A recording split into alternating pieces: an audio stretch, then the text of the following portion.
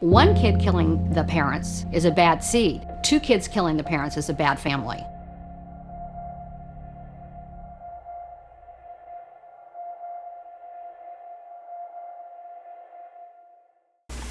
Now, when you saw him on November 2nd, he said that he described two different types of killings. Do you remember him testifying to that? Yes.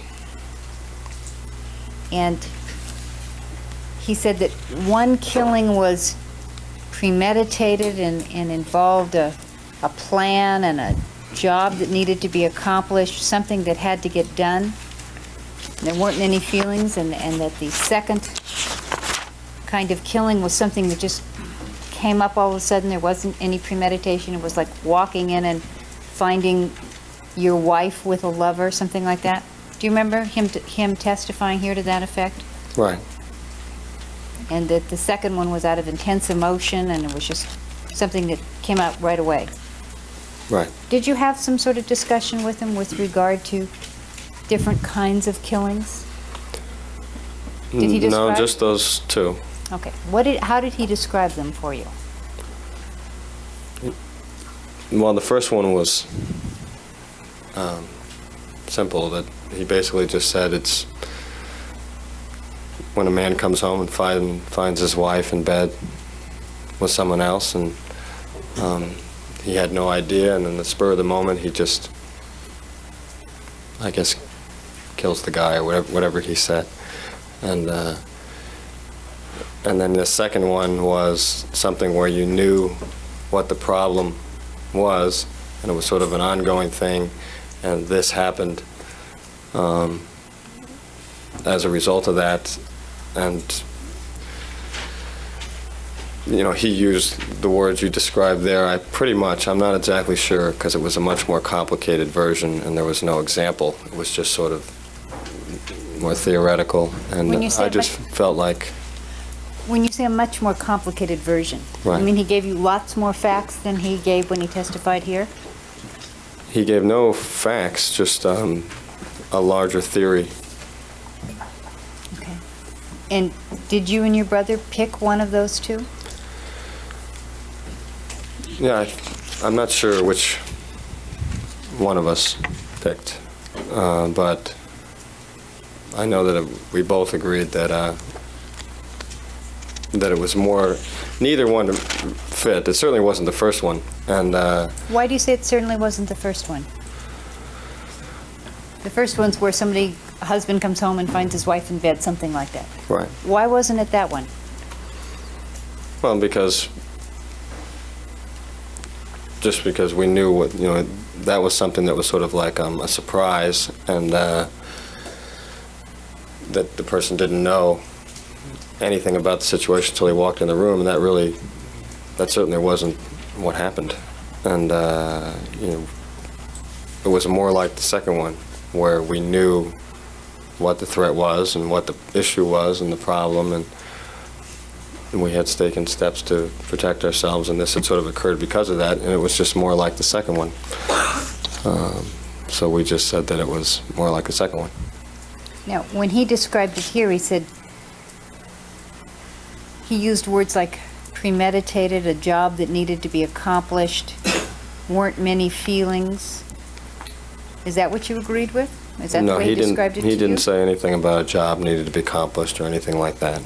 He just described it as something where there was, I believe he did say a problem, and that what had happened was solve the problem. It's basically what he was saying. It was more along those lines. It didn't fit what happened exactly, but it was more closer certainly than the first example. Did either one of them fit the situation? No. He didn't know what the situation was, so he was sort of at a disadvantage. Did you say to him, neither one of those fit? I believe I said that it wasn't really either of them, but it was more like the second one, is what one of us said that. It may have been myself. Now, was it a crime where there were no feelings involved? No, but I don't think that's what he said either. The second one was not one where there were no feelings. When he testified here in court, he said that the second one involved premeditation. Do you remember him using that word when he talked to you and your brother about it? No. Mr. Menendez, I'd like to take you back, if I can, briefly to October 31st, when you first met with Dr. Oziel. And Dr. Oziel testified here that, excuse me, when you first came in, you said that it was extremely stupid that Erik had told him, Dr. Oziel, and had confessed all the details to the crime. Do you remember him testifying to that? Yes. And did you say that when you first went in on October 31st? No. Maybe something to that effect, but not those words. Did you say, did you tell Erik that you thought it was stupid that he'd confessed? I may have said that. And would you have said something about him having told all the details? It was stupid that he had told all the details of the crime? No, I couldn't have said that because we didn't get into the details. In fact, I didn't know anything that he had told Dr. Oziel other than that he had confessed. So when you arrived on October 31st, you didn't have a chance to talk to your brother separately, did you? No. And I believe you've testified here already that you didn't want to hear the details of what Erik had told Dr. Oziel. Is that correct? Right, I wanted to hear him from Erik. So the session that you had with him, or the time that you spent with Dr. Oziel on October 31st, was that directed at anything other than you're confronting your brother about having talked, and you're talking to Dr. Oziel about whether you're going to come in and have future sessions? Was that all that you talked about then? Do you understand the question, or would you like me to try again? Well, there were other things that were talked. I mean, the confidentiality was talked about. Oziel's own feelings about the way I was acting. Okay.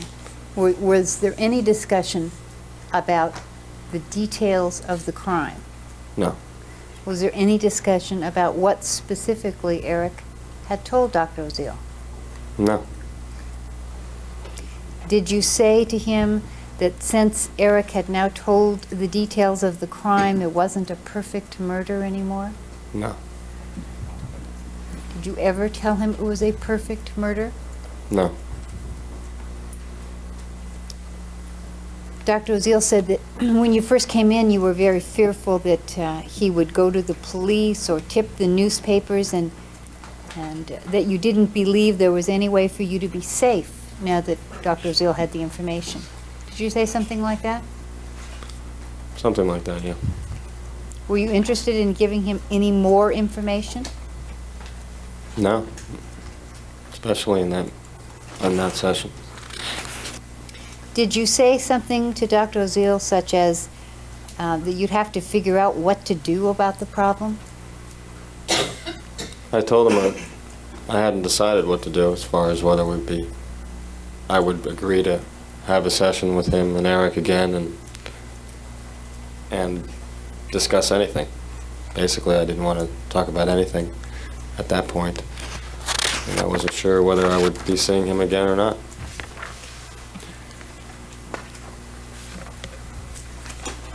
Dr. Oziel described you as menacing and threatening when you were in the room with him and your brother. You think that that's what your behavior was? No. What was your behavior? Extremely upset, very sort of feeling cornered, and this whole thing going on with my brother, and whether he loved me and whether it was a betrayal of trust, and also a tense situation with Dr. Oziel about whether I should believe him that he wasn't, just go straight to the police, and that we should have further sessions with him, and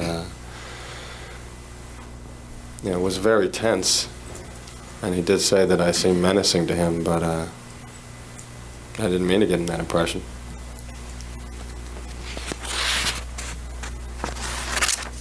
Dr. Oziel said that that you said you didn't feel safe, and you didn't know that there was any way you could feel safe with him having the information. Did you make a comment like that? Yes. Dr. Oziel said that you told him that you didn't want to have anybody looking over your shoulder, and that that's why you killed your parents to begin with. Did you tell Dr. No. Oziel that? No, and that's not why.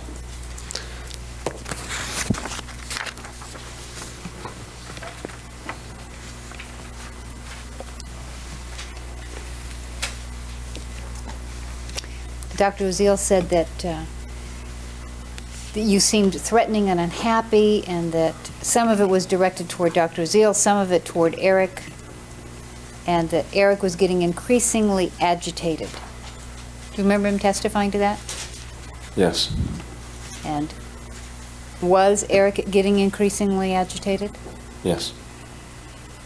He says that at one point Erik buried his head in his hands and bolted out of the session. Did he do that? Yes. And as soon as he got up and bolted out of the session, did you leave or did you stay behind? I went to follow him, and Oziel didn't want me to go, but I did follow him, and Oziel followed me. So we all left the office. Dr. Oziel testified that he suggested to you that he thought that that the two of you should come back into the office. Do you remember him suggesting that?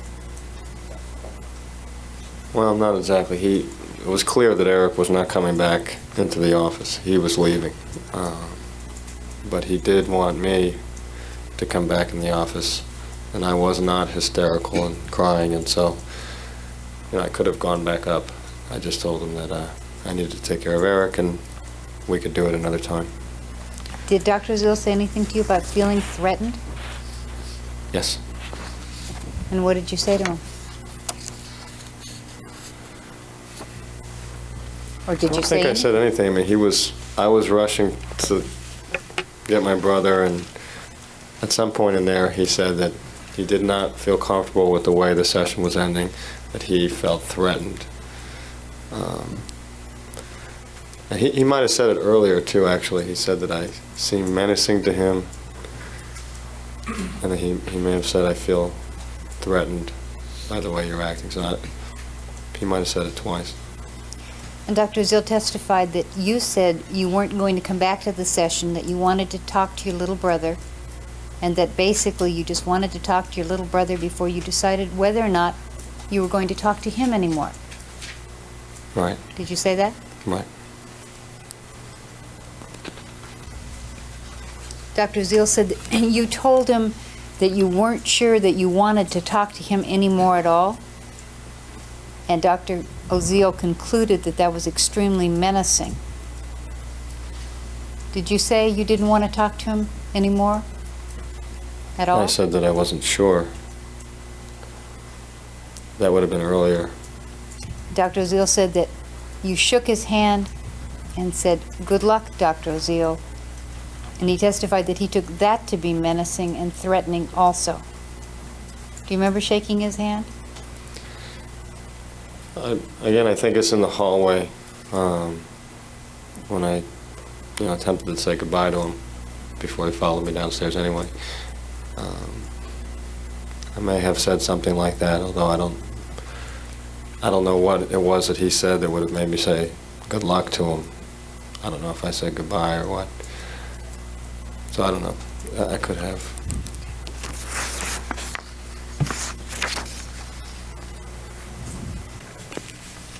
Dr. Oziel said that when he talked to you about having future sessions, that he told you he wanted to work on whatever it was that caused you and Erik to kill your parents. That's what he testified to here. Right. Right? And he said that you told him there wasn't anything to work on because what caused you to kill your parents wasn't here anymore. Because they were both dead, meaning your parents. Do you remember saying that or something like that? I may have said that. What did you mean by it?